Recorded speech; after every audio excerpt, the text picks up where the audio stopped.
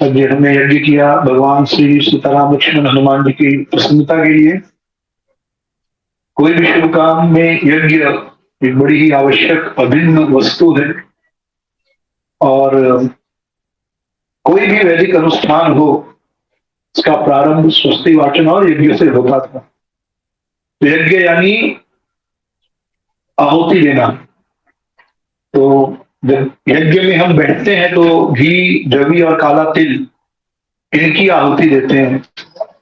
और वास्तव में इसका अर्थ है कि आप अपना सर्वस्व भगवान को अर्पित कर रहे हैं। घी क्या है? सार है। दूध, दही, दूध का सार, दूध से दही, दही से नवनीत यानी मक्खन, और मक्खन से क्या बनता है? घी बनता है। यानी जो सबसे मुख्य आइटम है घी, वह हम भगवान को अर्पित कर रहे हैं। तो हमारी जो वैदिक सभ्यता है, संस्कृति है, उसमें गाय का महत्वपूर्ण स्थान है। क्यों? क्योंकि दूध महत्वपूर्ण है, दूध के बिना जीवन नहीं। आज की बात नहीं कर रहा हूं, बट ये वास्तविक। हरे कृष्ण, हरे कृष्ण। तो दूध जो है वो बड़ा महत्वपूर्ण अंग है। पैदा होते ही पहली चीज हम क्या पीते हैं? Coca Cola. पैदा होते ही पहले कोई बच्चा कोका कोला डिमांड नहीं करता, और स्प्राइट मांगता है। हाँ, स्प्राइट। एक बार एक पति आता है और पत्नी की बहुत बुराई करता है। तो पत्नी कहती है, रोज तुम आते हो तो तारीफ करते थे घर पर, आज मेरी बुराई क्यों कर रहे हो? तो कहता है कि रोज मैं दारू पीकर आता था तो झूठ बोलता था, आज स्प्राइट पी कर आया हूं। सीधी बात, नो बकवास। एकदम साफ साफ बोल दिया जो। पर कभी कभी घर में गृहस्थी में झूठ बोलना बड़ा जरूरी है। पत्नी अपने पति से पूछती है कि भैया चाय कैसे बनी है? पति कहता है बहुत बढ़िया बनी है, बहुत अच्छी है। पत्नी कहती है पर बेटा तो बोल रहा है चाय अच्छी नहीं है। तो पति कहता है अरे अभी उसकी शादी नहीं हुई है, वो नादान है, उसको पता है नहीं कब कहाँ क्या बोलना चाहिए। शादी हो जाने दो, उसको पता चल जाएगा घर में शांति बनाए रखने के लिए कितना आवश्यक है, कहाँ पर क्या बोलना चाहिए। तो anyway, तो पैदा होते ही हम ना कोका कोला मांगते, ना स्प्राइट मांगते, ना थम्स अप मांगते। हम क्या चाहिए? हमको दूध चाहिए। उसके अलावा कुछ बचेगा भी नहीं। आप कहोगे नहीं मैं मेरे बेटे को पिज्जा खिलाऊंगा पैदा होने के बाद, बहुत पौष्टिक है, या एप्पल खिलाऊंगा। नहीं, वो पचेगा नहीं। उसको दूध ही पचेगा, वो भी माँ का दूध। वो शरीर का सार है माँ का। माँ जो भोजन करती है वह भोजन खून में बदलता है, और फिर हरे कृष्णा, वह भोजन जो है खून में बदलता है। और जब बालक पैदा होता है, पुत्र पुत्री पैदा होते हैं, तो माँ का जो प्रेम है, उस प्रेम में उतनी शक्ति होती है कि वह उस रक्त को दूध में बदलने की शक्ति रखता है। तो दूध सार है, लेकिन दूध को भी दही बनाया जाता है। दही को भी क्या बनाया जाता है? दही से मक्खन निकलता है, और मक्खन से भी घी बनता है। और वह घी हम किसको अर्पित कर देते हैं? यज्ञ में भगवान को।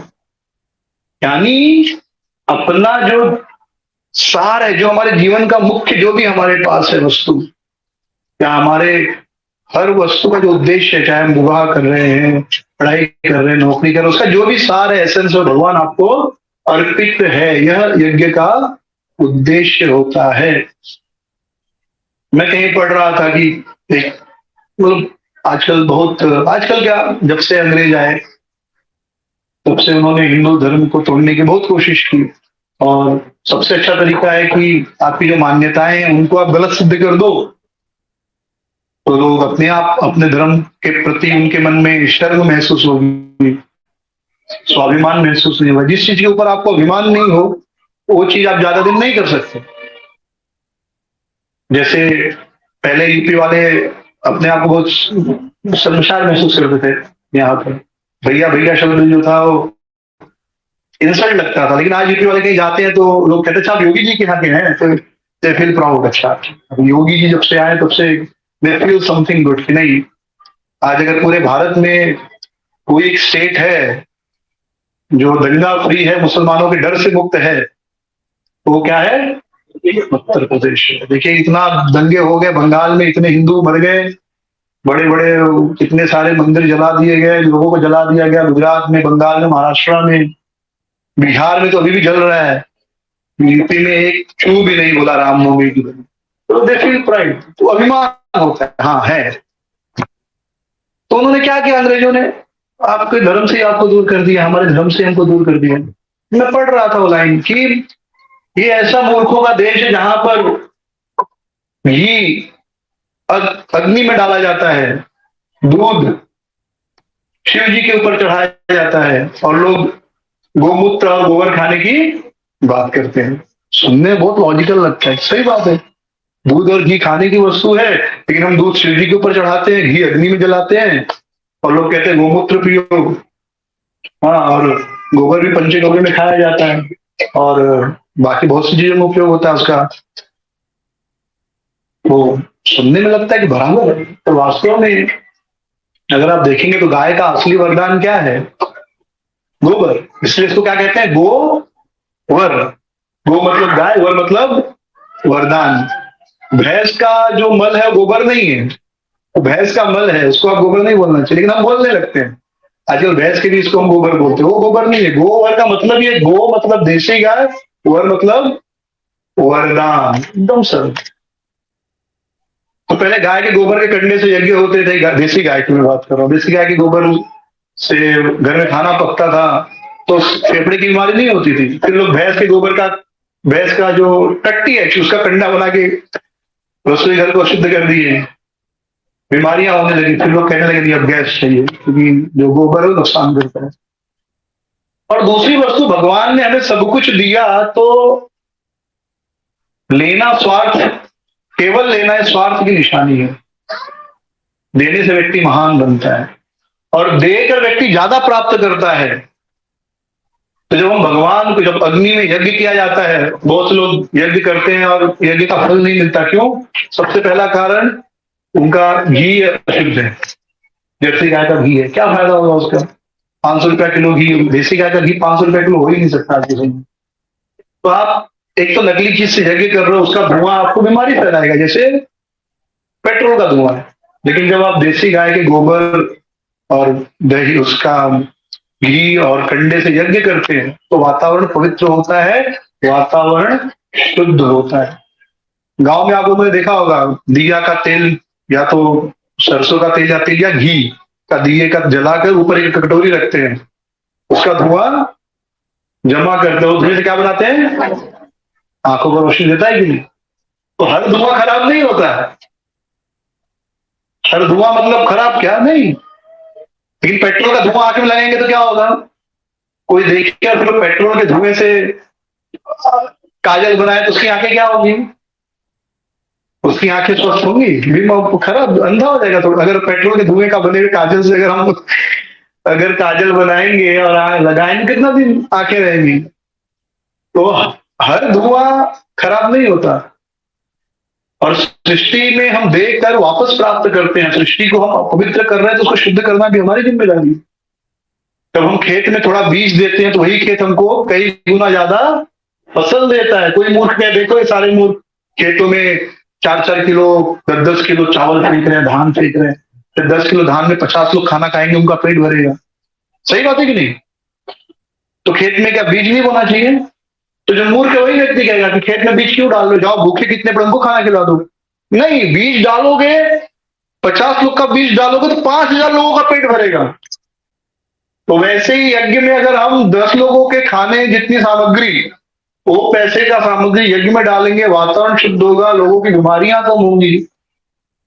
और 10 लोगों का अगर खर्चा हो रहा है तो 1,000 लोगों को फायदा होगा, ज्यादा होगा कम होगा, समझने की बात है। कैलकुलेट करने, ये मतलब कि आपने कैसे कैलकुलेट किया कि 1,000 लोग को ही फायदा होगा, ज्यादा लोगों को लाभ होगा। तो ये यज्ञ है, नाम यज्ञ है, जो अग्नि से यज्ञ किया जाता है वो यज्ञ है। तो आज बड़ा ही सुंदर यज्ञ हुआ, सारे भक्त बड़े उत्साह से भाग लिए, सबको बहुत बहुत धन्यवाद। तो भगवान राम का प्राकट्य दिवस था, आज से 4 दिन पहले गुरुवार को भगवान राम प्रकट हुए, चैत्र मास शुक्ल पक्ष और नवमी तिथि, ये उनका बर्थडे है। अंग्रेजी कैलेंडर नहीं है, ये पंचांग के हिसाब से। ये पहले वही कैलेंडर था। अभी हम लोग जो कुछ भी मनाते हैं किसके हिसाब से मनाते हैं?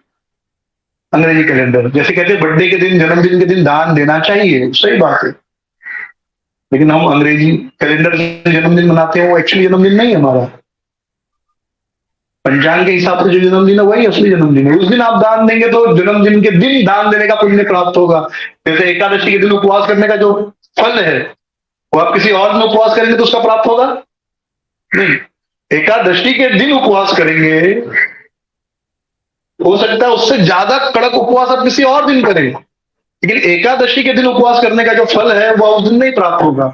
उसी प्रकार आपका जन्मदिन जो कि पंचांग के अनुसार है, यानी कौन सा मास, कौन सा पक्ष और कौन सी तिथि, तो उस दिन जो जन्मदिन के अवसर पर दान दिया जाता है, यज्ञ किया जाता है, क्या हमारा विवाह हुआ है तो उस दिन जो जो महीना था, पक्ष था और तिथि थी, उस पर दान देने से, यज्ञ करने से वो विशेष लाभ प्राप्त होता है। बाकी ये चीजें तो लाभदायक नहीं है, किसी दिन भी कीजिए, लेकिन अगर आप ये सोच कर कि मेरा विवाह है या जन्मदिन है, इस अवसर पर दे रहा हूं, तो कोशिश कीजिए हमेशा पंचांग के अनुसार। और बहुत कठिन नहीं है, बहुत आसान है।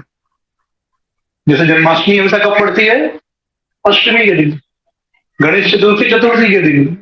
माघ महीना, शुक्ल पौष महीना, जो भी महीना है, वैसे वो अपना भी लिख सकते हैं कौन सा महीना है, और वो अंग्रेजी महीने के 1-2 महीना आगे पीछे ही रहेगा। जैसे रामनवमी हमेशा इसी महीने अप्रैल में या मार्च में ही पड़ेगी। अभी अधिक मास आ जाएगा तो अप्रैल में 15 दिन शिफ्ट हो जाएगा, बस इतना ही फर्क होगा। अधिक मास आएगा ना अभी, उसके बाद अगले महीने रामनवमी अराउंड, अभी आज 31 को थी ना, तो 18 या 19 तारीख को होगी अगले साल।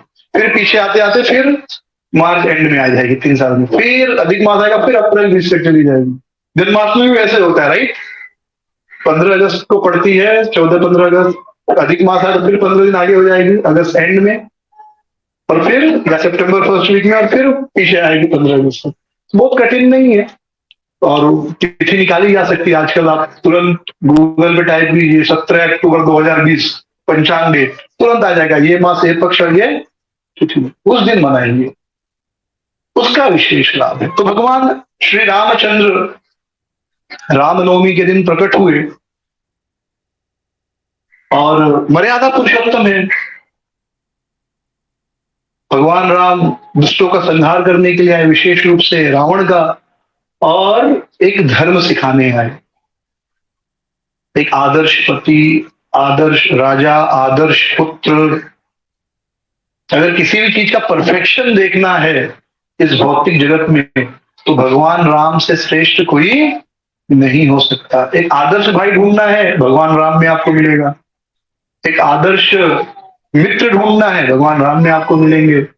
एक आदर्श पति देखना है, भगवान राम में मिलेंगे। कौन सा पति लंका तक जाकर अपनी पत्नी को छुड़ाने के लिए जाएगा, बताओ? बड़ा मुश्किल है।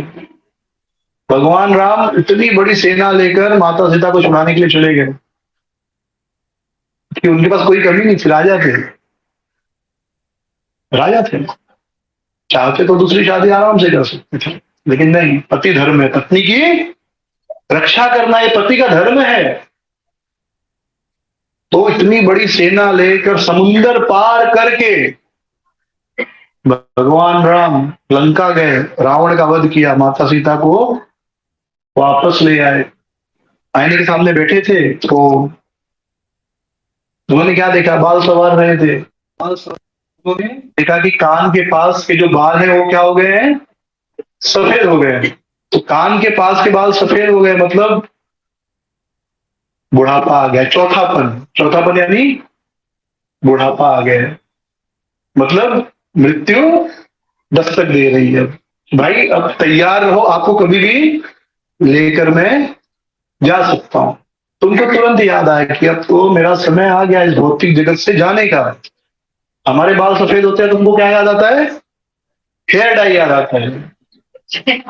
हेयर डाई लगाओ और काले बाल बनाओ, सफेद बाल छुपाओ। फिर उनको सही चीज याद आ गई कि भाई अब जाने का समय आ रहा है, शरीर क्षीण हो रहा है। तो राजा की जिम्मेदारी होती है कि अपने जाने के बाद जो राज्य उसे योग्य व्यक्ति को देकर जाए, जिम्मेदार व्यक्ति को, ताकि राज्य का शासन ठीक से चलता रहे। हैंड ओवर कहते हैं। जैसे कंपनी में भी कोई ऑफिस छोड़ता है तो उसको 2 महीने पहले नोटिस देना पड़ता है, ताकि जो नया आदमी आ रहा है उसको वो हैंड ओवर दे के जाए, सब कुछ बता कर जाए। तो दशरथ जी की तो इच्छा थी, बड़े प्रसन्न हो गए, चलो मैं राम को राजा बनाऊंगा। सभी मंत्रियों को बुलाए और सारे मंत्री, सभासद, पुरजन, ग्राम निवासी जो भी थे, सब बहुत खुश होकर गए कि नहीं, राम को ही राजा बनाना चाहिए, हम तो कब से इंतजार कर रहे थे। तो ये सुनकर दशरथ को थोड़ा सा पिंच हुआ कि अच्छा, मतलब ये लोग वेट कर रहे थे कि मैं कब जाऊं। एक्चुअली मतलब यही है, राइट? तो किसी को भी ऐसा हो सकता है, कोई ह्यूमन नेचर है, कुछ गलत नहीं। आप वाल्मीकि रामायण पढ़ेंगे ना तो बहुत डिटेल में सारे ह्यूमन नेचर मिलेंगे। रामचरितमानस में थोड़ा कम, जो डिटेल्स हैं, स्पेशली नेगेटिव चीजें जो हैं। तो हमको लगा अच्छा, मतलब मेरा वेट कर रहे थे ये लोग कि मैं कब जाऊं। लेकिन फिर भी खुशी बहुत थी भगवान राम को राजा बनाने की। तुरंत वशिष्ठ ऋषि को बुलाए, वार्तालाप हुई। वशिष्ठ जी ने कहा कि बहुत सुंदर निर्णय, और कल ही राम को राजा बना दो आप, क्योंकि अगर कल नहीं बनाए तो फिर बहुत लंबे समय के बाद मुहूर्त है, और शायद 14 साल के बाद मुहूर्त मिलेगा, यानी 14 साल तक कोई शुभ मुहूर्त नहीं है राम की कुंडली के अनुसार। और सही बात था, कल ही है, नहीं तो फिर 14 साल बाद ही था। तो शायद कुछ कैलकुलेशन में ऊपर नीचे हुआ होगा, क्योंकि कल भी नहीं हो पाया उनका अभिषेक, राइट? और सही था, कल होगा तो ठीक है, नहीं तो नहीं होगा। इन शॉर्ट ये मतलब था। तो ज्योतिषी होती है ना, वो एक सत्य विद्या है, और उससे हम अपने भविष्य को बदल नहीं सकते, फिर थोड़ा बहुत फेरबदल करके भविष्य को अच्छा कर सकते हैं बस। जो है वो तो होगा ही, बट कुछ चीजें करके उसको थोड़ा सुधारा जा सकता है। तो अगर कोई अच्छा ज्योतिष जानने वाला है, कुंडली देखने वाला है, तो ऐसा व्यक्ति मदद कर सकता है। तो तैयारियां शुरू हो गई। और आज दोपहर को बातचीत हुई होगी, सुबह या दोपहर 9-10 बजे लगा होगा उनका पार्लियामेंट, 11-12 बजे फाइनल हो गया होगा। तो कल राज्याभिषेक, यानी बहुत बड़ी चीज है तैयारी। लेकिन फिर भी राजा है तो संसाधनों की भी कमी नहीं है भाई। हजारों सैनिक हैं, हजारों नौकर चाकर हैं, तुरंत काम पे सब लग गए। और जो पूरे अयोध्या को एकदम सुंदर सजा दिया गया, दूर दूर संदेश भी भेज दिए गए कि कल राम का राज्याभिषेक है। जितने तेजी से खबर फैल गई, लोग आना प्रारंभ हो गए कि कल हम सुबह भगवान राम का राज्याभिषेक देखना चाहते हैं। और पूरे राज्य को एकदम सुंदर तरीके से सजा दिया गया। हर जगह ऐसे पेड़ की आकृति में लालटेन लगी गई थी, उसमें बिजली नहीं थी भाई, तो लालटेन जल रहे थे। घासलेट, पहले घासलेट वाला लालटेन नहीं जलता था, ठीक है, तेल का होता था, तेल का तेल या घी का दिया जलता था समझ लीजिए। तो उससे वातावरण शुद्ध ही रहता था, अशुद्ध नहीं होता था। प्राणवायु की कभी कमी नहीं होती थी, ऑक्सीजन कभी कम नहीं पड़ता था। तो सब, और इतना प्रकाश कि अगर आप लालटेन को न देखो तो आपको लगेगा कि ये दिन है, रात में इतना चारों ओर उजाला। सारी जो सड़कें हैं, जो कनेक्टिंग सड़कें हैं, सबको बड़े सुंदर तरीके से सजा दिया गया। पतंगे लगा दिए गए, खूब जो फेस्टून्स होते हैं वो लगा दिए गए।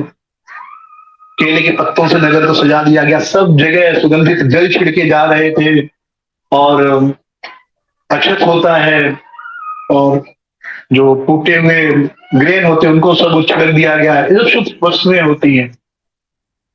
इस प्रकार पूरा नगर में एक प्रकार का विशेष वातावरण था। इस चीज का, उत्सव का वातावरण, फेस्टिविटी, सब प्रसन्न।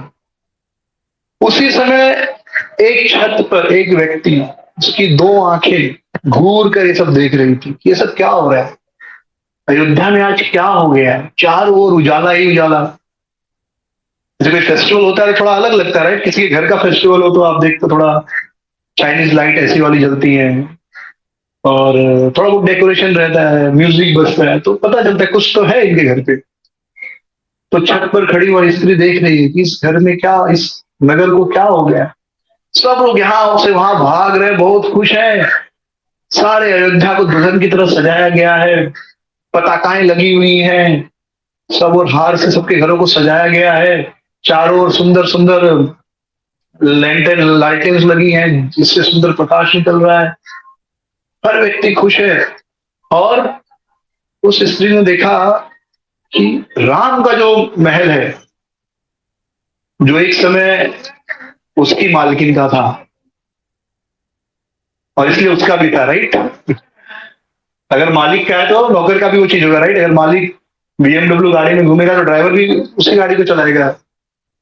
बाद में मालिक का डिमोशन हो जाए और उसको आप वैगन आर पकड़ा दो तो फिर ड्राइवर भी बेचारा उसका भी डिमोशन हो जाएगा, तो दुख लगता है।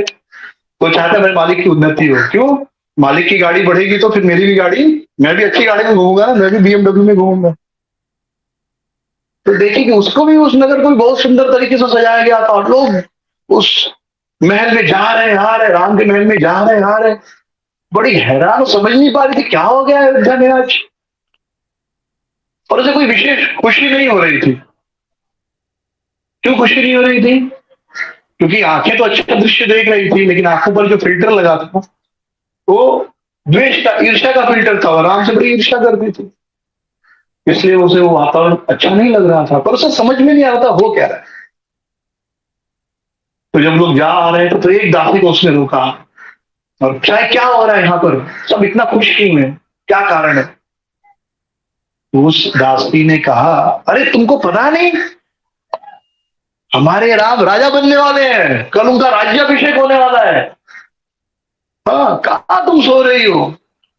और ये सुनते ही वह स्त्री, जिसका नाम मंत्रा था, कैसे लगा उसका दिल फट गया हो, जैसे कोई बहुत बड़ा पत्थर उसके सर पर आ गिरा हो। एकदम दुखी हो गई। वातावरण चारों ओर अच्छा है, फेस्टिविटी का एटमॉस्फेयर है, लेकिन क्योंकि मन में इतनी ईर्ष्या भरी थी मंत्रा के राम के प्रति, कि उससे वो सुंदर वातावरण सुंदर नहीं लग रहा था। तो कहते हैं ना, सुंदरता वो मतलब बाहर नहीं होता, देखने वाले की आंखों में होती है। और एकदम सत्य है। कभी कभी ऐसा होता है सारी दुनिया खुश है और हम दुखी अकेले रहते हैं मुंह गिरा के। और कभी कभी ऐसा होता है पूरी दुनिया दुखी और हम खुश रहते हैं। क्योंकि सुंदरता क्या होती है, देखने वाले की आंखों में होती है। अभी मैं चित्रकूट गया था तो बारिश हुई, बारिश हो रही थी। तो ये समय क्या है, ये समय है गेहूं कटने का। गेहूं कटे हुए थे, खेतों में पड़े हुए थे। अगर बारिश हो गई 2-4 घंटे तो पूरा फसल क्या होगा, पानी सोख के सड़ जाएगा, बर्बाद हो जाएगा। लेकिन जब हल्की हल्की बारिश होती है या थोड़ी बारिश होती है, तो जो किसान नहीं है, पैसे वाले, उनके मन में पहला क्या ख्याल आता है, मौसम बड़ा अच्छा है, चाय और पकौड़े बनाओ। श्रीमती जी को आदेश देते हैं, अरे भाई बढ़िया बारिश हो रही है, क्या थोड़ा चाय और पकौड़े बनाओ। तो पकौड़ा खाने का और चाय पीने का मन करता है, और उसी बारिश में किसान का जहर पीने का मन करता है, क्योंकि 6 महीने से मेहनत किया उसने। और मैं रास्ते से आ रहा था, कहीं गया था, मैं कहाँ गया था, गुप्त गोदावरी से आ रहा था। तो रास्ते में तो बहुत से खेत तो नहीं कटे थे, पर बहुत से कटे भी थे, तो उन सब फसलें गीली हो गई थी, और वो फिर सड़ जाएगा वो, क्योंकि धूप नहीं निकलेगी तो सूखेगा नहीं, फिर आप दौरी भी नहीं कर सकते। दौरी समझते हैं? तो थ्रेशर होता है, उसमें डालते हैं गेहूं, तो भूसा अलग होता है और वो गेहूं बाहर निकल जाता है। बड़ा मेहनत लगता है, हमको लगता है 20 रुपया दिए, 50 रुपया दिया, डीमार्ट पे फोन किया, आ गया। बड़े मेहनत से आता है। तो अगर वो धूप में सूखेगा नहीं एकदम कड़क, तो थ्रेशिंग भी, उसका दौरी भी नहीं अच्छे से होगा। एकदम कड़क होना चाहिए, इसलिए कड़ी धूप चाहिए उसको। उसी प्रकार जो है, माँ की डेथ हुई तो गांव में गया था मैं। तो ठंडी थी, हम लोग परेशान थे, नहीं गांव की ठंडी की आदत नहीं है। तो लेकिन गांव वाले क्या बात कर रहे थे, और मतलब हम जो बॉम्बे से हम लोग थे, मैं भाई चाचा वगैरह, थोड़ा ठंडी कम होता तो थोड़ा कंफर्टेबल हम लोग हो जाते। लेकिन गांव वाले बात कर रहे थे कि अरे ठंडी अगर कड़क नहीं पड़ेगा 3-4 दिन तक, जो गेहूं है वो फसल पकेगा नहीं, उसको कड़क ठंडी चाहिए। गेहूं ठंडी की फसल है, ठंडी के बाद ही गेहूं होता है, राइट। हाँ, तो दिसंबर जनवरी फरवरी तो वातावरण देखिए, दो लोग दो तरह की, सेम ही वातावरण, दो लोग दो तरह की कल्पना करते हैं। तो बारिश हो गई तो धनी आदमी चाय पीने की इच्छा करता है, गरीब बेचारा किसान जहर पीने की इच्छा कर लेता है, क्या करेगा। तो ऐसे ही कैकेयी का मन जल रहा है देखकर। तो उसने कहा ये क्या हो रहा है, राम राजा बन जाएंगे। तो फिर जो कौशल्या है, राम की माँ, वो मुख्य हो जाएगी, मेन हो जाएगी। और अब तक मेरी रानी यानी मेरी स्वामिनी जो थी कैकेयी, वो मेन थी। और क्योंकि वो मेन थी इसलिए मैं भी मेन थी, मैं मुख्य दासी थी। कोई भी दासी मेरे सामने आंख उठाकर बात नहीं कर सकती थी, क्योंकि सब लोग डरते थे कि ये किसकी दासी है, कैकेयी की दासी है। अगर ये कैकेयी से मेरी शिकायत कर देगी तो फिर कैकेयी दशरथ जी से शिकायत करेंगी, फिर दशरथ जी मुझे सजा देंगे। लेकिन अगर राम राजा बन गए, सोचिए कितना दूर का सोच रही है, सिर्फ अपना स्वार्थ। तो राम राजा बन गए तो कौशल्या मुख्य रानी हो जाएंगी, फिर कोई दासी मुझे मेरा नहीं सुनेगी। ये ऐसे ही छोटे छोटे स्वार्थों के लिए बड़े बड़े नुकसान होते हैं। जैसे कुछ पॉलिटिशियन थोड़े से मुस्लिम वोट पाने के लिए हिंदुओं को बर्बाद कर रहे हैं, कर रहे थे, कर रहे हैं और करते रहेंगे जब तक हम नहीं जगेंगे। हाँ, 2 दिन पहले ही बंगाल में स्टेटमेंट आया है, भाई आप अपना उत्सव मनाओ हिंदुओं को, लेकिन मुस्लिम इलाके में मत जाओ। सोचिए, भारत में अभी क्लियर हो गया, 2 तरह के इलाके हैं भारत में, कौन सा, एक मुस्लिम इलाका और एक हिंदू नहीं, सेकुलर। हिंदू करके कहाँ है कुछ, या तो सेकुलर है या मुस्लिम है, हिंदू करके कुछ नहीं है भारत में। तो हिंदू सेकुलर है ना। हाँ, तो बस थोड़े से वोट के लिए हिंदुओं को बर्बाद कर, कितने हिंदू मर रहे हैं। आठ, कहते हैं अब तक 8 करोड़ हिंदुओं को मारा जा चुका है मुस्लिम शासन में पिछले 1000 साल में। कितने, 8 करोड़। ये जो है कैलकुलेशन है। और टोटल 20 करोड़ नॉन मुस्लिम्स को मुस्लिम्स द्वारा मारा जा चुका है। 20 करोड़ समझते हैं, ऑस्ट्रेलिया जैसे 7 देश खत्म हो जाएंगे। तो कैसे ऐसे सोच रही है मंत्रा। तो मंत्रा बहुत तेजी से दौड़ती है कि मुझे अभी अपनी रानी को जगाना होगा, अभी उसे समझाना होगा कितनी बड़ी विपत्ति हमारे ऊपर आई है। उसे कह के कि कम अपनी चिंता ज्यादा है। क्या पोजीशन है दासी की, क्या पोजीशन होती है। लेकिन फिर भी सोचिए उसके लिए कितना बड़ा गेम करने का प्लान कर रही है। तो कभी भी छोटे स्वार्थ के लिए हम कितना बड़ा नुकसान करते हैं, हजारों करोड़ लोगों का नुकसान कर देते हैं जो अपने छोटे से स्वार्थ के लिए। वह बड़े तेजी से दौड़ते दौड़ते वो छत से नीचे उतरती है, कैकेयी के महल में जाती है। कैकेयी उस समय सो रही होती है या लेटी हुई रहती है। तो मंत्रा तुरंत उनके पैरों को पकड़ के लगाती है, मूर्ख उठ। उम्र में बड़ी होगी शायद और थोड़ी मुंह बोली, मुंह चढ़ी, मुंह चढ़ी बोलते हैं ना, क्या नक चढ़ी क्या बोलते हैं, उस मुंह लगी थी ज्यादा। तो भले उसकी रानी थी लेकिन फिर भी ऐसे बोल देती थी, मूर्ख उठो, तुमको पता है तुम्हारा भाग्य कहाँ जा रहा है, तुम सोई हो। तो कह के बोलते क्या हो गया इसको, क्यों इतना इतना बड़बड़ क्यों कर रही है। फिर ये कहते अरे तुमको पता है, उठो, तुम उस चंद्रमा की तरह हो जो सबके ऊपर अमृत के समान किरणें फैला रहा है, लेकिन राहु आकर उसे ग्रसने वाला है। मुझे पता नहीं तुम्हारे साथ क्या होने वाला है। तब इसकी नींद खुलती है। कहती क्या हो गया, इतना तुम चिंतित क्यों हो, इतना क्रोध में क्यों हो, क्या हुआ क्या। तो कह के ही कहती अरे दशरथ केवल कहते थे कि तुमसे प्यार करते हैं, तुम उनकी सबसे मुख्य रानी हो, लेकिन उन्होंने तुमको तो बेवकूफ बनाया। तुमसे ज्यादा तो वो कौशल्या से प्रेम करते हैं। जब देने की बात आई तो कौशल्या को दे रहा है, तुमको क्या मिल रहा है। कैकेयी कहती क्या बड़बड़ कर रही है दासी। तो कैकेयी गुस्से में कहती है देखो इधर उधर का बात मत घुमाओ, सीधे सीधे बोलो, ज्यादा बड़बड़ मत करो, क्या हुआ बोलो। मंत्रा कहती है कल सुबह दशरथ राम का राज्याभिषेक करने जा रहे हैं, राम राजा बनेंगे। और जैसे ही कैकेयी सुनते तुरंत अपने पलंग से उठकर नीचे आ जाती है, लाइक जंप करके आ जाती, इतना खुश हो जाती है। कहते अरे कैके को मंत्रा, तुम कितनी प्रिय हो मेरी, मुझे नहीं लगता मेरे जीवन में इससे ज्यादा खुशखबरी तुम मुझे दे सकती हो। राम राजा बनेंगे, मैं तो कब से मेरे कान ये सुनना चाहते थे। और मैं अब समझ गई तुम नाराज क्यों हो। तुमको लगा होगा कि मैं इतनी अच्छी खबर सुनकर तुम्हें कोई अच्छा पारितोषिक गिफ्ट नहीं दूंगी, उपहार नहीं दूंगी, इसलिए तुम नाराज होने का नाटक कर रही थी। और तुरंत अपनी मणि निकालती है, बढ़िया एकदम महंगा वाला हार, और लेकर वह ऐसे मंत्रा के गले में पहना देती है।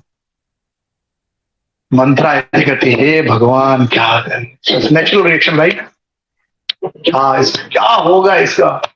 अरे रानी तुम मूर्ख हो। और ऐसा कह के जो हार मंत्रा को पहनाया था कैकेयी ने, वो ऐसे हार खींचकर जोर से पटक देती है। इतना जोर से पटकती है कि जो नीचे पत्थर थे उसमें थोड़ा सा डेंट आ जाता है, यानी मालूम पड़ता है कुछ तो पटका गया इतने जोर से।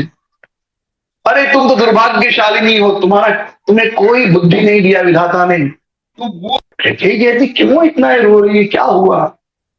मंत्रा कहते तुम्हें कुछ समझ में आ रहा है, आज तक तुम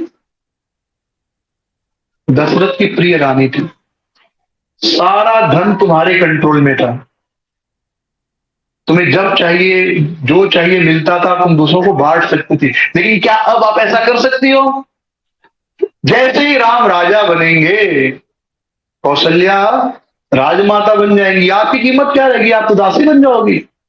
तो कैकेयी को गुस्सा आता है। कैकेयी कहती है कि मंत्रा चुप रहो, अगर तुम्हारे अलावा किसी ने ऐसी बात की होती ना तो मैं उसका जीभ काट देती। यानी अभी भी कैकेयी का मन खराब नहीं था राम के लिए, अभी तक वो मंत्रा को डांट रही हो। तुम्हारे अलावा कोई ये बात करता तो मैं उसकी जीभ काट देती। तुम्हारी हिम्मत कैसे नहीं बोलने की। अरे तुम जितना मैं खुद को नहीं जानती उससे ज्यादा मैं राम को जानती हूँ। राम सभी माओं से बराबर प्रेम करते हैं, और सभी माओं से छोड़ो, वो जितना कौशल्या से प्रेम करते उससे ज्यादा प्रेम हो मुझसे करते हैं। राम कभी भेदभाव कर ही नहीं सकते। राम कभी भी अपने भाइयों के साथ भेदभाव कर ही नहीं सकते, बल्कि राम तो उनकी रक्षा करेंगे जरूरत पड़ने पर।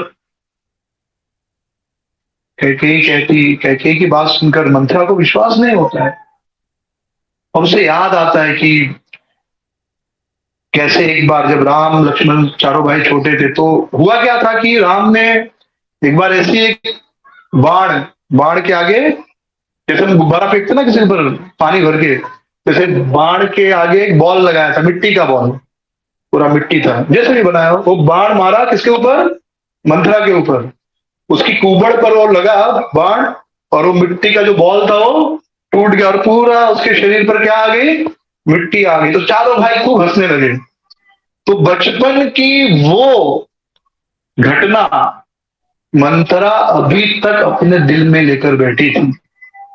कुछ चीजें होती हैं हमको तुरंत बुरी लगती हैं, लेकिन हम कुछ समय के बाद भूल जाते हैं, उनका प्रभाव कम हो जाता है, फिर उस व्यक्ति के प्रति फिर से हमारा प्रेम जागृत हो जाता है, हम नॉर्मल हो जाते हैं। लेकिन कुछ लोग होते हैं एक चीज को लेकर बैठ जाते हैं, और फिर वो 15 साल बीतने दो, 20 साल बीतने दो, वो भूलते नहीं है। तो मंत्रा वैसी थी। तो फिर वो एकदम क्रोध में आती है, उस घटना को याद करके उसे अपना अपमान याद आता है, और वो सीधे तो बदला ले नहीं सकती, तो कोई तो किसी के कंधे पर तो बंदूक रखना है। फिर से कैकेयी को कहती, कैकेयी सुनो, मैं तुम्हें 3 बातें बताती हूँ, अगर तुम मेरी बात सुनोगी तो तुम्हारा फायदा होगा, तुम्हारे बेटे भरत का फायदा होगा, और तुम्हारे पिता का फायदा होगा, और नहीं सुनोगी तो तीनों का नुकसान होगा। पहली बात ध्यान से सुनो, तुम राजा की प्रिय रानी थी, राजा हमेशा तुम्हारी बात मानते थे, तुमको लगता है कि राजा तुम्हारे नियंत्रण में है,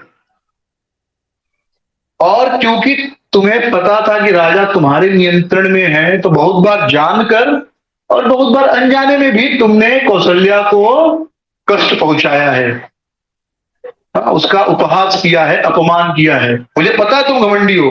मंत्रा कैकेयी को बोल रही है, मुझे पता है कि तुम घमंडी हो, और मैं जो तुम्हारा स्वभाव जानती हूं कौशल्या के अधीन तुम नहीं रह पाओगी। कौशल्या अपना अपमान भूली नहीं होगी।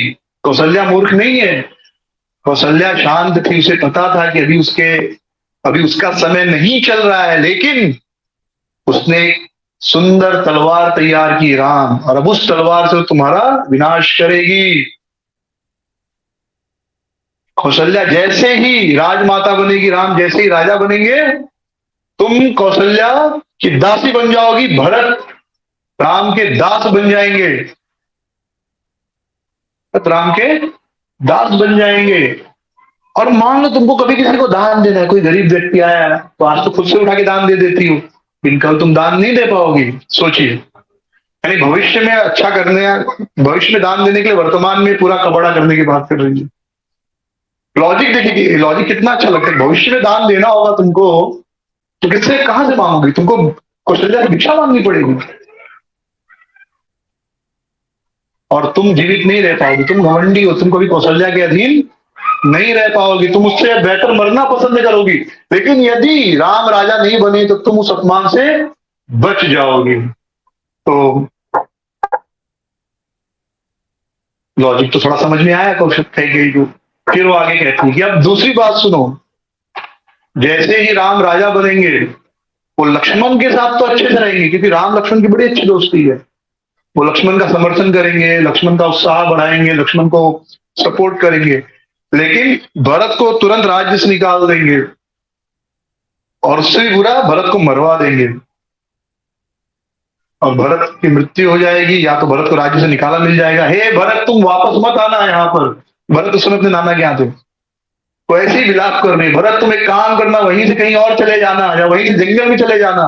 कैकेयी तुम भरत को यहाँ मत बुलाओ, सीधे जंगल भेज दो। कम से कम जंगल में जो पशु है वो राम से अच्छा व्यवहार करेंगे। हाइट ऑफ इमेजिनेशन है। तो जब जब ईर्ष्या प्रबल होती है और आपको किसी को कन्विंस करना है ना, तो आप कुछ भी सोच सकते हो, और एकदम सत्य बात है।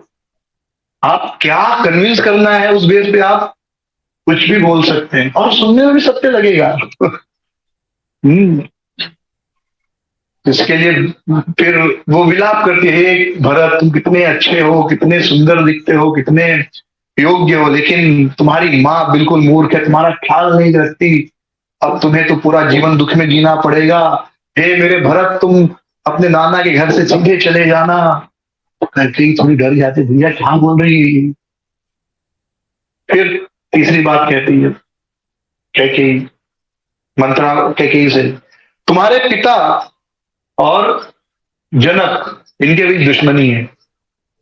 जनक हमेशा कोशिश करते थे कि तुम्हारे पिता को हराकर उनका राज्य ले लें, लेकिन क्योंकि दशरथ जी तुम्हारे नियंत्रण में है, यानी तुम्हारे पिताजी के ससुर, तो इसलिए जनक जी कभी तुम्हारे पिताजी के राज्य के ऊपर आक्रमण नहीं करते थे, क्योंकि उनको पता था अगर वो आक्रमण करेंगे तो दशरथ जो है वह उनकी रक्षा करेंगे। तो उस भय से आज तक तुम्हारे पिता सुरक्षित थे। लेकिन जैसे ही राम राजा बन जाएंगे, दशरथ के हाथ में कुछ नहीं होगा, और जनक महाराज शक्तिशाली बन जाएंगे, क्योंकि उनका दामाद ही क्या है, अयोध्या का राजा बन गया है। ये कभी सोचा था?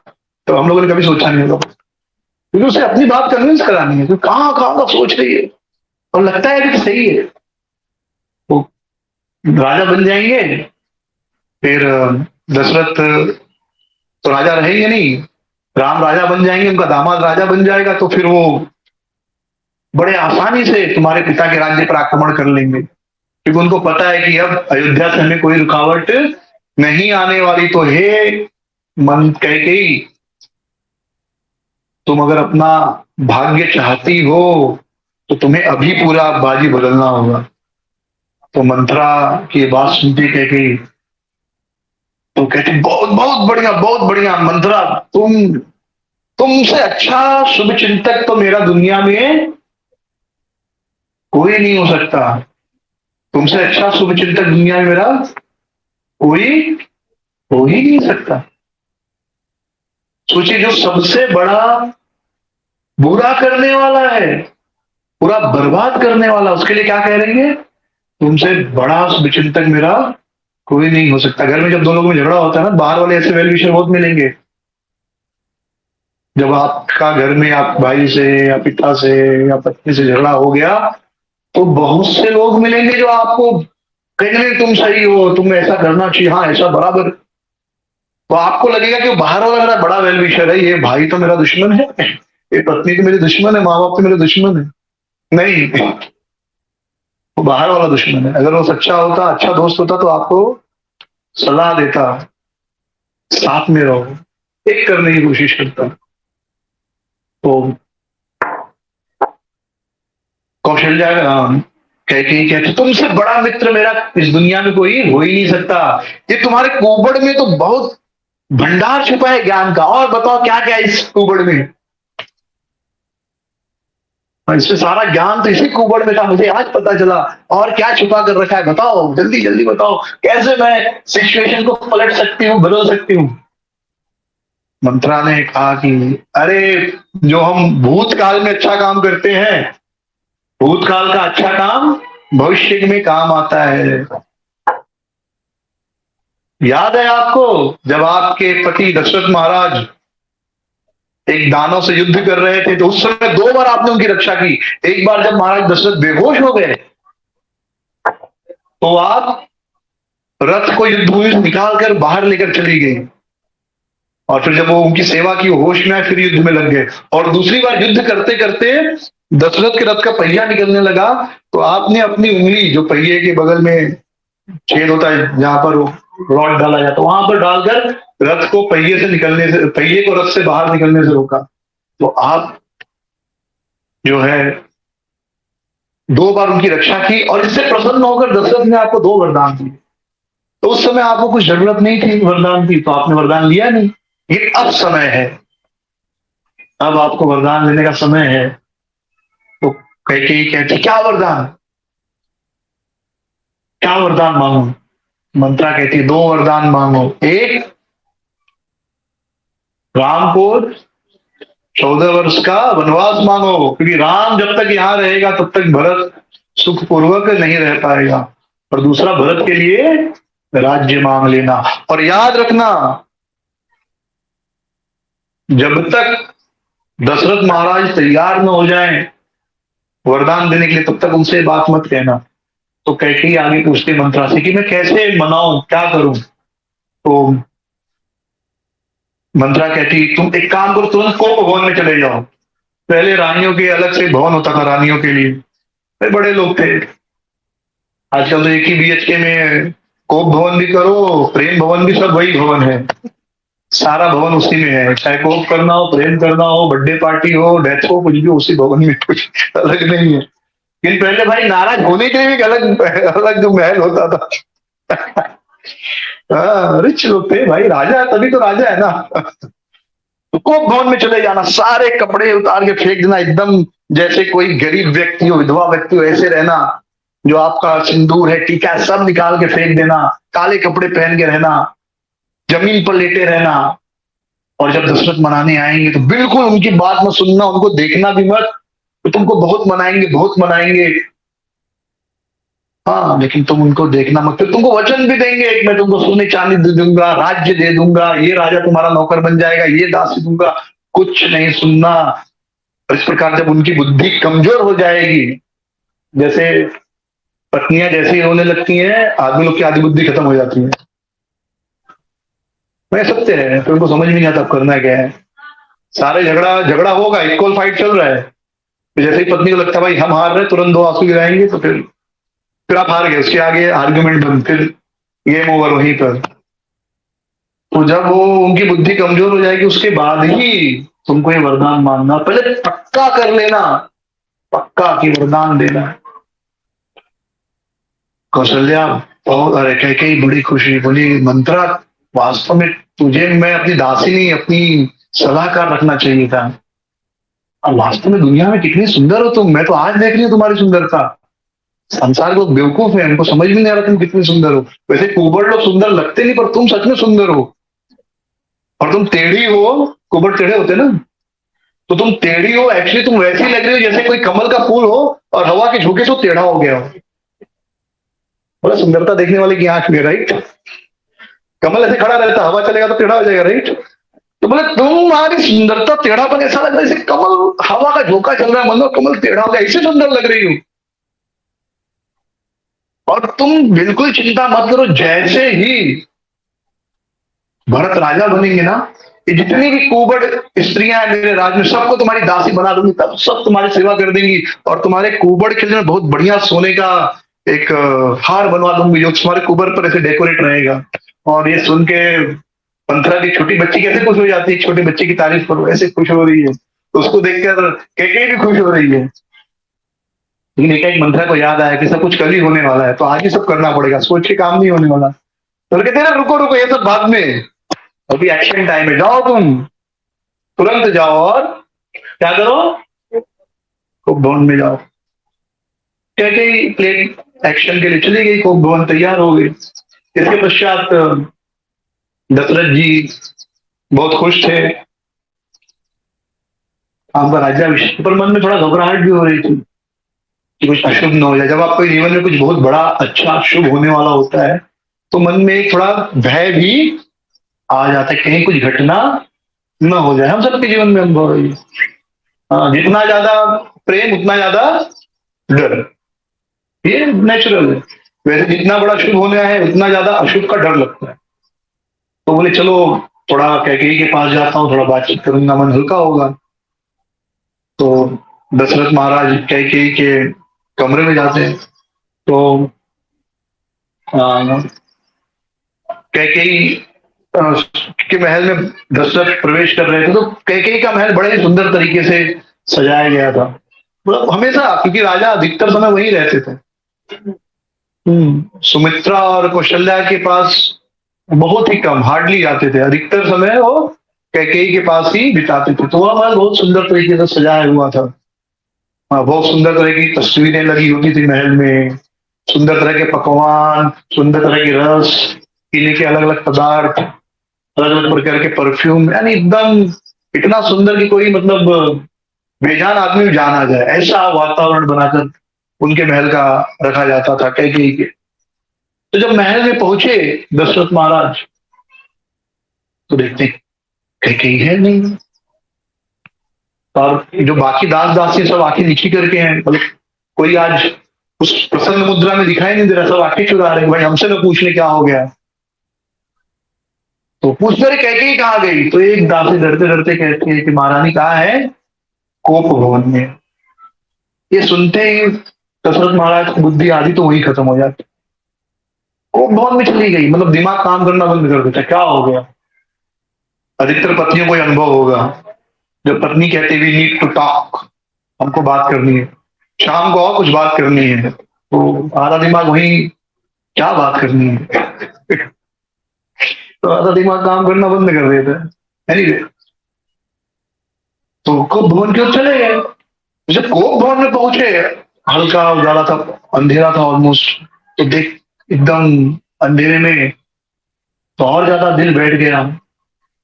चारों ओर देखकर चीजें यहाँ वहां बिखरी पड़ी है, जमीन पर गिरी है, और वो कैकेयी को ढूंढ रहे हैं। वो कैकेयी को देखते ही उनकी बुद्धि एकदम खराब हो गई, एकदम डर गए बेचारे। कैकेयी जमीन पर पड़ी हुई है, काले वस्त्र पहनी है, कोई आभूषण धारण नहीं किया है, और जो शुभ चिन्ह होते हैं मस्तक पर, तिलक होता है, सिंदूर बिंदी सब पोष दिया था कैकेयी ने। तो दशरथ महाराज एकदम हैरान हो गए कि आज तक तो कैकेयी कभी ऐसा नहीं की, क्या हो गया। तो कैकेयी के पास जाते से हाथ से छूते हैं, तो तब धड़ाम जोर से कैकेयी हाथ से मारती है उनको, तो लगता है ऐसे करंट लगाओ। तो जिंदगी पहली बार कैकेयी ने मारा दशरथ महाराज को, हाथ जोर से झटक दिया, जोर से मारा, हाथ को छो मत। तो दशरथ महाराज को समझा नहीं। फिर दशरथ कहते हैं तुम क्यों नाराज, तुम्हें क्या चाहिए बताओ, क्या किसी ने तुम्हारे सम्मान में कुछ कमी कर दी है, तुम कहो तो बड़े बड़े देवताओं को भी तुम्हारी सेवा में लगा सकता हूं, तुम कहोगी तो जो पापी लोग हैं उनको मैं जेलों से छोड़ दूंगा, जो अच्छे लोग उनको जेल में डाल दूंगा। तो तुम एक बार कहो कि जितने भी देश हैं आसपास के, अयोध्या के, जहां तक मेरा रथ जाता सब मेरे अधीन है, तो सारे देश के राजा तुम्हारे कदमों में लाके डाल दूंगा, उनके मुकुट तुम्हारे सर में होंगे, तुम एक बार तो आदेश करो तुम्हें क्या चाहिए। इस प्रकार दशरथ लगातार मना रहे। और जब कैकेयी ने देखा दशरथ पूरी तरह, उनकी बुद्धि पूरी तरह समाप्त हो चुकी है, अभी कुछ भी बोलूंगी मान लेंगे, तब वो कहती है कि मेरे मन में एक इच्छा जगी है, जैसे अंधेरी रात में चंद्रमा उगे तो अच्छा लगता है, वैसे एक इच्छा उग गई है, तो उन इच्छाओं की पूर्ति करना है। दशरथ जी बहुत खुश होते, चलो कुछ तो बोली, साइलेंस तो ब्रेक किया। तो दशरथ जी कहते हाँ बोलो। कैकेयी कहती है कि आपको याद है आपने मुझे एक बार वरदान दिया था, युद्ध के मैदान में मैंने आपके प्राण बचाए थे, तो आपने मुझे वरदान दिया था। दशरथ कहते हैं हाँ हाँ याद है, अरे तुम ही कभी मांगी नहीं, बोलो क्या चाहिए तुम्हें। तो कैकेयी कहती है आप वचन दो कि आप, मैं जो भी वरदान मांगूंगी आप पूर्ण करेंगे। दशरथ कहते हैं ये भी कोई बात है क्या, जो मांगोगी मैं दूंगा, वचन है मेरा, ओम कह के वचन दे देते हैं। फिर कैकेयी कहती है कि सूर्यवंशी इक्ष्वाकु वंश के राजा महाराज दशरथ, इन्होंने मुझे वरदान दिया है कि ये मेरे दो वर्ण, दो वचन पूर्ण करेंगे। हे सूर्य चंद्र आप साक्षी हो, हे 33 प्रकार के देवी देवताओं आप साक्षी हो, हे वरुण चंद्र आप साक्षी हो, हे पृथ्वी आकाश आप साक्षी हो कि इन्होंने मुझे वचन दिया है। आप सब यहाँ पर आओ और साक्ष्य बनो कि इन्होंने मुझे वचन दिया है कि मेरे दोनों वर जो है व्रत पूर्ण करेंगे, जो भी दो वर मैं मांगूंगी पूर्ण करेंगे। तो दशरथ और डर जाते, भाई क्या मानने वाली है, आज तक कभी इसने ऐसा किया नहीं।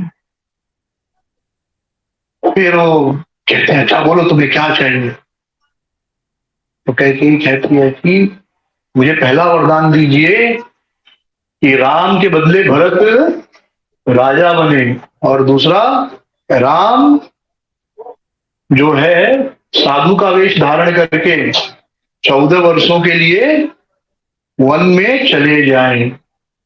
और यह सुनते ही दशरथ को ऐसा लगा जैसे उनके सर पर वज्राघात हो गया है, तुरंत तो गिर गए और बेहोश हो गए, ना नहीं कह पाए क्योंकि वो कमजोर हो चुके थे।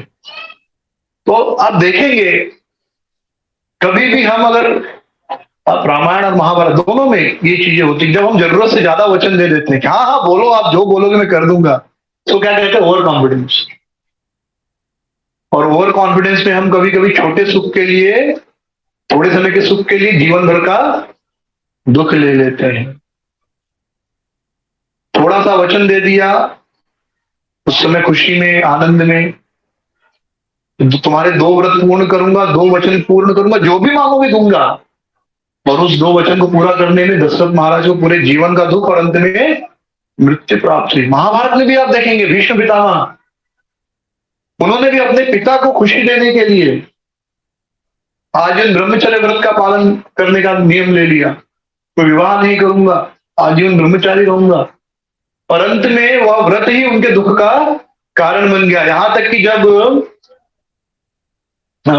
सत्यवती के दोनों पुत्र मर गए और कोई परिवार में नहीं था भीष्म के अलावा, और भीष्म ने वचन ले लिया था राजा भी नहीं बनूंगा और विवाह करके पुत्र भी पैदा नहीं करूंगा, तो पूरा परिवार ही नष्ट होने वाला था। तो ये भीष्म का ओवर कॉन्फिडेंस था कि मैं मेरे पिता की कोई भी इच्छा पूरी कर सकता हूँ। दशरथ महाराज का ओवर कॉन्फिडेंस था कि मैं तो कोई भी वचन पूरा कर सकता हूँ। इसलिए आजकल लोग थोड़े समझदार हैं, आजकल कहते हैं यदि मेरे सामर्थ्य में होगा तो मैं जरूर करूंगा। ये और ये अच्छी बात है।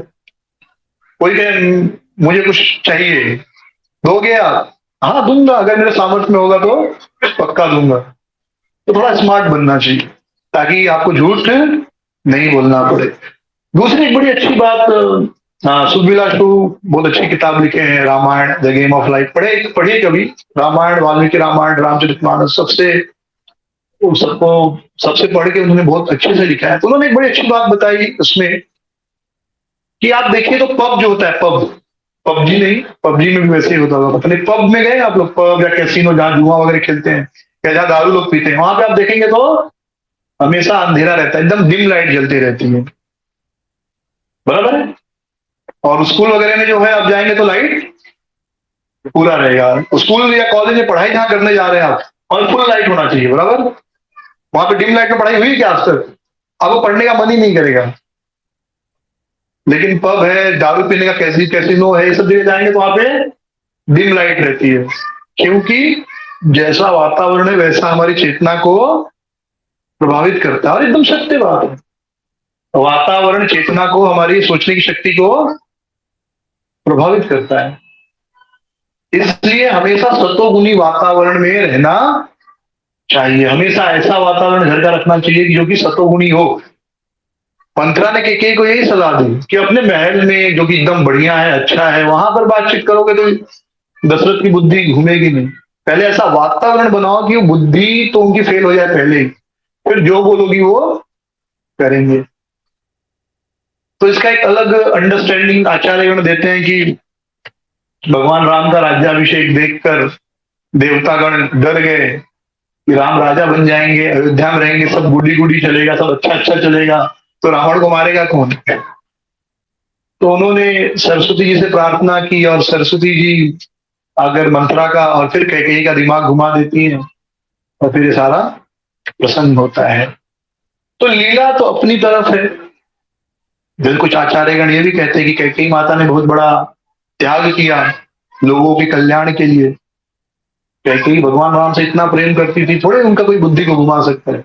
लेकिन ये भगवान राम की इच्छा से कैकेयी माता ने स्वीकार किया कि मैं आपकी लीला में ये जो विलन वाला रोल है वो करूंगी। जनरली विलन वाला रोल किसी को पसंद नहीं, बराबर, हर आदमी अच्छा रोल करना चाहता है। तो भगवान की लीला में कैकेयी माता विलन का रोल करने को तैयार हुई कि ठीक है, पूरे जीवन मैं बदनामी सहूंगी, लेकिन आपकी खुशी है इसीलिए तो मैं ये कार्य करने को तैयार हूं। तो लीला तो एक तरफ है, बट उस लीला से हम जो सीखते हैं वो महत्वपूर्ण है। पहली चीज, कभी किसी को भी ऐसा वचन नहीं दे देना चाहिए जो हम पूरा ना कर सके। किसी को भी, कोई भी हो, कितना भी प्रिय हो, ओवर कॉन्फिडेंस नहीं होना चाहिए। दूसरा, घर में किसी से, हमारे घर में चाहे भाई भाई के बीच, भाई बहन के बीच, पति पत्नी के बीच कुछ भी है, हाँ, तो अगर कोई व्यक्ति हमें और भड़का रहा है तो समझ लो हमारा दुश्मन है। आपको कहीं ना कहीं सलाह लेनी पड़ सकती है कि अगर कोई व्यक्ति और दरार डालने की कोशिश कर रहा है कि हाँ हाँ आपके भाई तो वैसे ही अच्छा है, भगा दो उनको, हाँ आप ऐसा करो और उनका नुकसान कर दो, या आपका पति तो ऐसा ही है, छोड़ दो उसको, या पत्नी खराब ही है, छोड़ दो, तो इसका मतलब कहीं ना कहीं वो आपको सही सलाह नहीं दे रहा। तो ऐसे लोगों से दूर रहने का प्रयास करना चाहिए। तो भगवान रामचंद्र, आगे फिर कथा बढ़ती है, तो धीरे धीरे फिर भविष्य में सुनेंगे आगे की कथाएं। तो यहीं पर विश्राम लेंगे। भगवान रामचंद्र हम सब पर कृपा करें, हमारी भक्ति सुंदर रखे ताकि हम उनकी भक्ति कर सकें। अगर आपको ये वीडियो पसंद आया हो तो प्लीज़ हमारे चैनल को लाइक, शेयर और सब्सक्राइब ज़रूर कीजिए। हरे कृष्णा।